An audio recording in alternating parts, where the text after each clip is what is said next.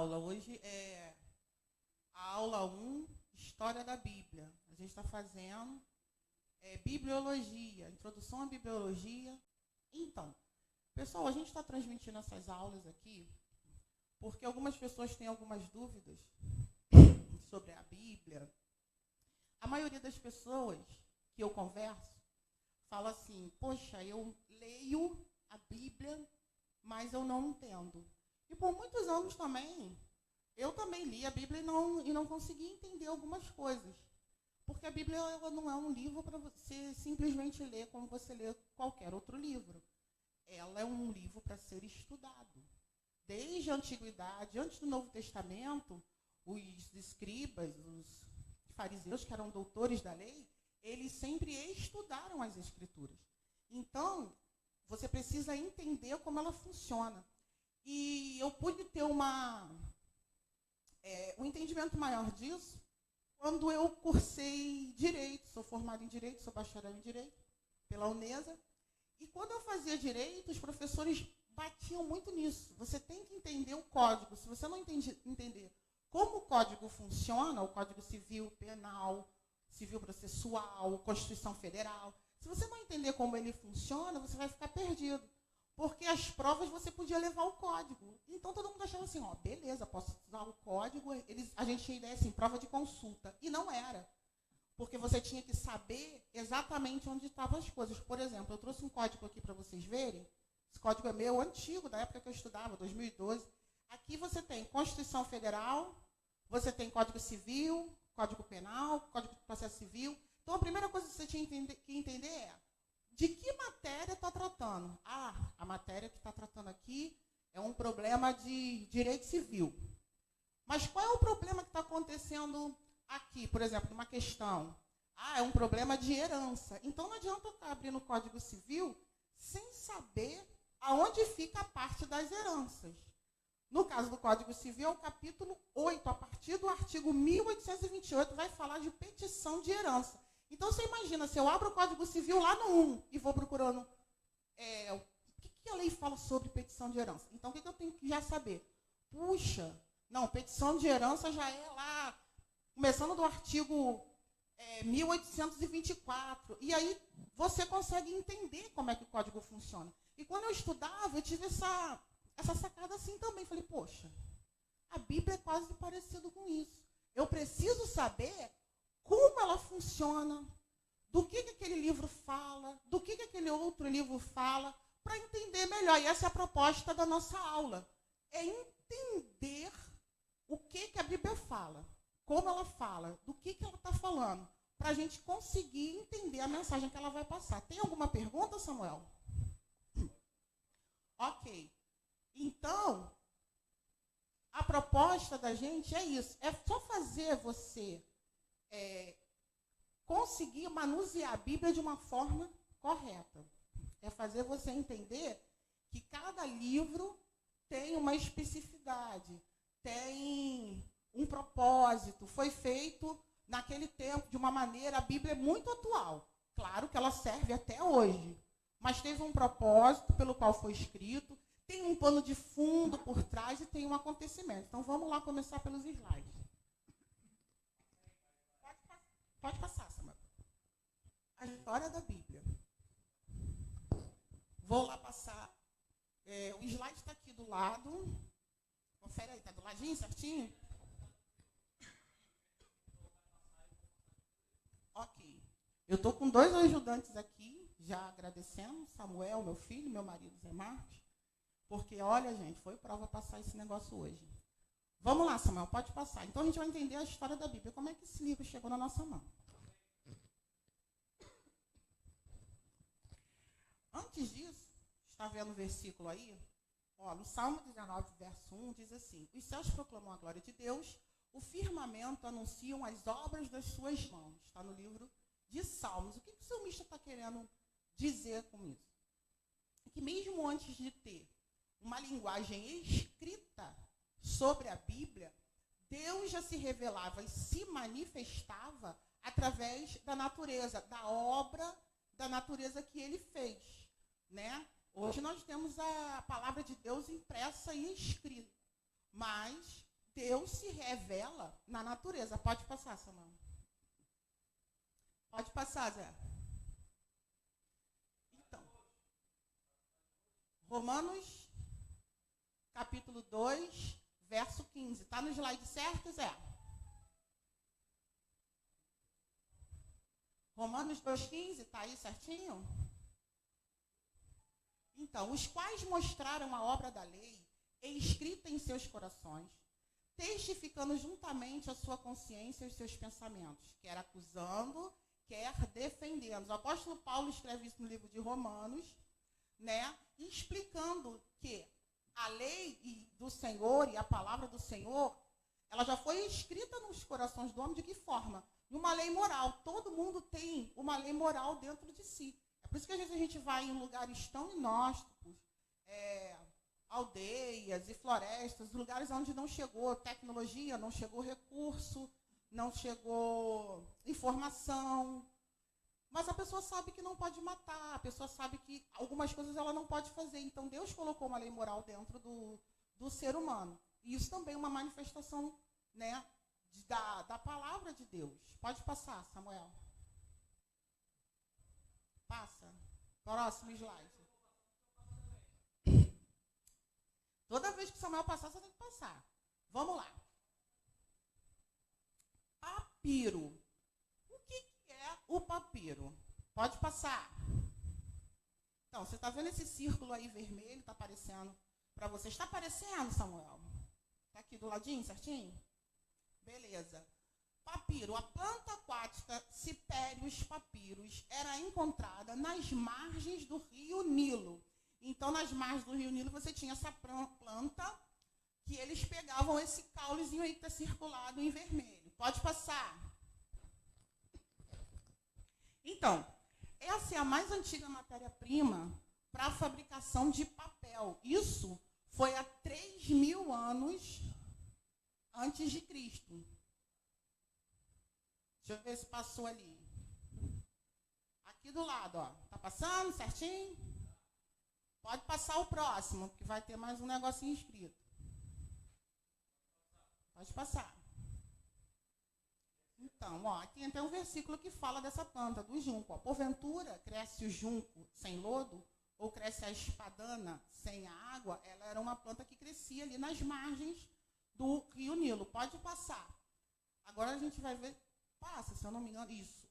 Como era feito o papiro? Eles tiravam o caule, né, da planta, olha, cortavam em tirinhas, né, colocavam numa forma, batia, esfregava, e ali eles faziam as escritas em egípcio, os desenhos deles, né?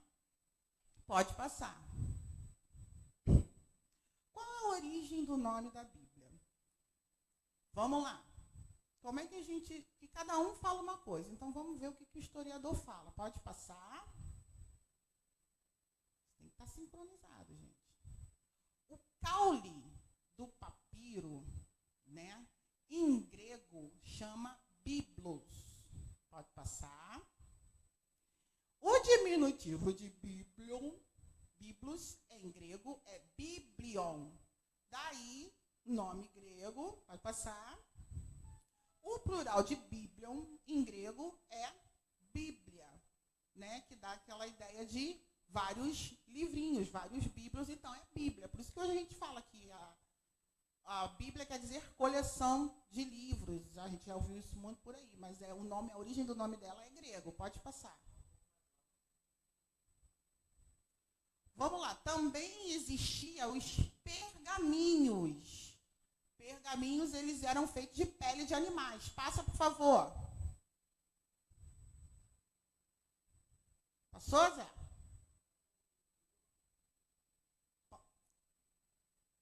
Ele era feito de pele de animal. A fabricação, ela se iniciou na cidade de Pérgamo, na Grécia Antiga, no século II a.C. Por isso o nome pergaminho, porque ela é fabricado em Pérgamo. Pérgamo também é a cidade onde tinha uma das igrejas de Cristo, né? Está lá no Apocalipse. E ao anjo da igreja que está em Pérgamo escreve. Então, a origem do nome pergaminho era porque era feita nessa cidade. Pode passar. A gente tem um versículo que fala dos pergaminhos, 2 Timóteo 4,13. Paulo escreve a Timóteo: quando vieres, traze a capa que eu deixei em Troades, em casa de Carpo, e os livros, principalmente os pergaminhos, que era onde, né, o pessoal escrevia na antiguidade. Pode passar.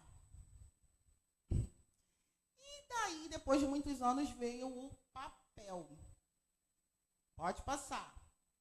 Então, esse é o modelo da máquina de impressão de Gutenberg. A Bíblia, ela foi o primeiro livro impresso por Johannes Gutenberg na Alemanha, no ano de 1455. Eu não sei se vocês viram aquele filme, Dia Depois de Amanhã, que tem um problema na temperatura da Terra, uma mudança climática, né?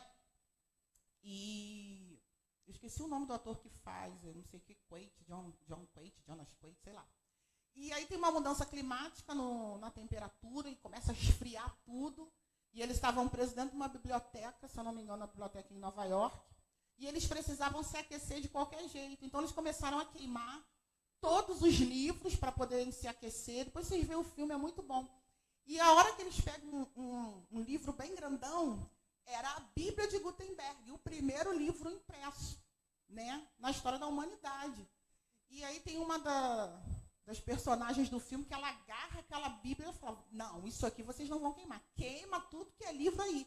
Mas isso não, a humanidade precisa desse livro. E esse livro foi o primeiro livro a ser impresso. Então ela segura a Bíblia de Gutenberg. Provavelmente ela deve estar, a Bíblia de Gutenberg, em algum museu. Não sei se está em Nova York, no Louvre. Não fui lá ainda. Mas provavelmente a Bíblia de Gutenberg está em algum desses museus. Pode passar. Então, a divisão da Bíblia em capítulos. Passa para mim. Tá vendo? Esse aí é um trecho do livro do profeta Isaías, que se encontra no Museu de Jerusalém, em Israel. Nota que o hebraico, ele é escrito da direita para a esquerda. E quando o profeta recebia a mensagem de Deus, ele ia escrevendo o que Deus mandava e ele escrevia. Não tinha essa divisão de capítulos e versículos, isso foi feito depois. Pode passar. E quem dividiu, né, a Bíblia em capítulos foram esses dois senhores aí. O Stephen Langton, arcebispo de Cantuária, Inglaterra, no ano de 1227, e o Hugo de St. Clair, que foi catedral franco-dominicano, no ano de 1250. Eles eram cardeais e arcebispos da Igreja Católica. Pode passar. Pergunta, Samuel? Não? Tranquilo. A Bíblia tem 1189 capítulos. Pode passar. E depois de dividir os capítulos da Bíblia, aí sim foram dividir os versículos. Pode passar. Robert Einstein, impressor de Paris, na França, no ano de 1551. Foi ele que fez essa divisão em versículos. Pode passar, Samuel. Então, a Bíblia tem 31.175 versículos no total. Pode passar. Samuel, passou não? Então, um slide atrasado aí. Espera aí que vai mostrar. Traduções agora. Isso, traduções, vamos lá. Antigo Testamento. O Antigo Testamento, ele foi escrito na língua hebraica e na língua aramaica, que é um hebraico mais arcaico. Pode passar. E o Novo Testamento, ele foi escrito na língua grega, que era a língua falada na época. Pode passar. Então, no ano de 2085 antes de Cristo, foi escrita a Septuaginta. O que é a Septuaginta? É todo o Antigo Testamento escrito na língua grega. Pode falar. Espera aí que eu falei o número errado. Gente, estou sem óculos. Tenha misericórdia de mim. Ano de 285 antes de Cristo foi escrita a Septuaginta. O que é a Septuaginta? É o Velho Testamento escrito, traduzido para a língua grega. Pode passar. Passa mais um. Tem uma setinha para ajudar a gente. Depois, eles pegaram tudo que estava escrito do grego e traduziram para o latim, que é a chamada Vulgata Latina, no ano de 383. Vocês estão vendo o slide aqui do meu lado? Tá me vendo aí, Zé? Tá certinho? Tá, Samuel? Só que eu estou lendo aqui na frente. Aí eu estou na prova, pode passar. E depois de várias traduções, a gente deu uma avançada aí no tempo, ela foi traduzida em português. Pode passar. Depois eles pegaram, né, o grego e o latim e traduziram para o português. Quem traduziu foi João Ferreira de Almeida. Pode passar. Esse aí é João Ferreira de Almeida, na tela de vocês.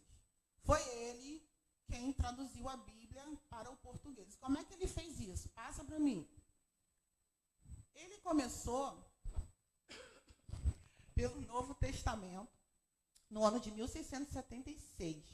Ele começa a traduzir todo o Novo Testamento. Passa.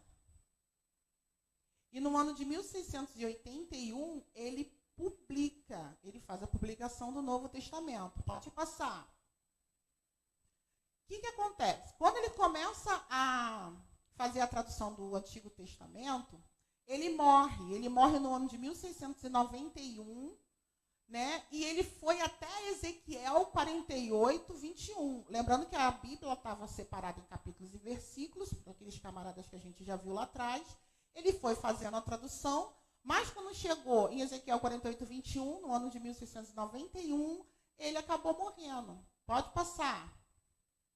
E o que acontece? No ano de 1694, o Jacobus Open-Archer, ele continua da onde João Ferreira traduziu, ele continua até terminar. Quando você abrir a sua Bíblia, você não vai achar o nome do Jacobus. Você não acha. Por quê? Porque ele não quis colocar o nome dele. Ele deixou só o nome de João Ferreira de Almeida. Pode passar. Então, nos anos de 1748 e 1753, a primeira Bíblia impressa completa em português foi feita, ou seja, a primeira Bíblia completa, direitinho, igual essa que você está carregando aí, basicamente, né, ela foi impressa em português. Olha só, 1753, já tinha 253 anos, basicamente, do descobrimento do Brasil. Passa, gente, por favor. Então, agora a gente vai falar da centralidade da Bíblia. Tudo isso. De Gênesis a Apocalipse. Do que a Bíblia fala? Além das histórias, além das guerras, além do povo. A Bíblia o tempo inteiro ela vai falar de Jesus. A centralidade da Bíblia é Jesus. Pode botar. Ok. Olha só. Gênesis 1, 1. O que diz Gênesis 1, 1? No princípio criou Deus o céu e a terra. No hebraico é Bereshit, Bará, Elohim, Shamaim. Terra, eu esqueci como é que fala. E cada palavra no hebraico ela é diferente da nossa língua, porque uma palavra ela tem vários significados que contém a mesma em si, a mesma essência, que é passar basicamente a mesma coisa. Pode passar, Samuel. Então, no princípio, no é B. Passa. Princípio é Reshit. B. No. Pode ser traduzido por no, por, para e através de. E princípio é Reshit. Passa. Reshit. Passou, Zé? Reshit. O que quer dizer Reshit? Passa. Vamos lá. Princípio, primeiro, primogênito, primazia ou cabeça. Então, pode ser traduzido por no princípio, por primeiro, para primogênito ou através de primazia. Dá no mesmo. Então, todas essas palavras no hebraico servem para traduzir, né? Todas essas palavras do português servem para traduzir Bereshit. Continua, vamos continuar para ver onde isso vai. Olha só as primeiras duas palavras do hebraico, no princípio. Agora, a mágica acontece. Colossenses 1, 15 ao 18, diz assim: Jesus é a imagem do Deus invisível, o primogênito de toda a criação. Porque nele foram criadas todas as coisas que há nos céus e na terra, visíveis e invisíveis, sejam tronos, sejam dominações, sejam principados, sejam potestades. Tudo foi criado por ele e para ele. Ele é antes de todas as coisas. E todas as coisas subsistem por ele. E ele é a cabeça do corpo da igreja. E é o princípio e o primogênito dentre todos os mortos, para que em tudo tenha primazia. Note que todos os versículos que estão, todas as palavras que estão sublinhadas em Colossenses 1, 15 e 18, são as mesmas palavras quando a gente traduz do hebraico, né, para o português. As mesmas palavras usadas. Então, de Gênesis a Apocalipse, a centralidade da Bíblia é Jesus. Pode passar.